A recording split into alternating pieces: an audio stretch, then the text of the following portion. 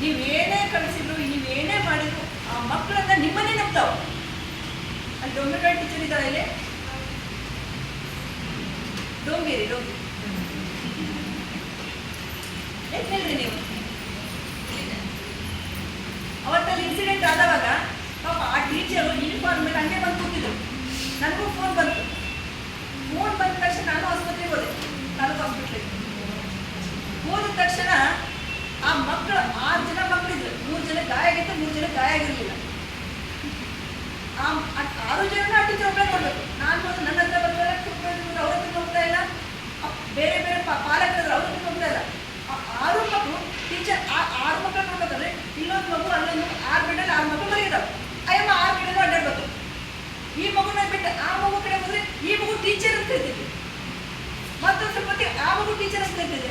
ಈ ಅಮ್ಮ 6 ಜನರನ್ನ ಸಹ ಒಂದೇ ಸತಿ ಈ ಮಗು ಕರೆದಾಗ ಅಲ್ಲಿ ಹೋಗ್ತಿದ್ದ, ಆ ಮಗು ಕರೆದ ತಕ್ಷಣ ಹೋಗ್ತಿದ್ದೆ. ನಾವೆಲ್ಲ ಹೋದ್ರೆ ನಮ್ಗೆ ಅಕ್ಸೆಪ್ಟ್ ಮಾಡ್ಕೊಳ್ಳಿಲ್ಲ ಆ ಮಗು. ಆ ಟೀಚರ್ಗೆ ಒಂದು ಕ್ಲಾಪ್ಸ್ ಹಾಕ್ರಿ.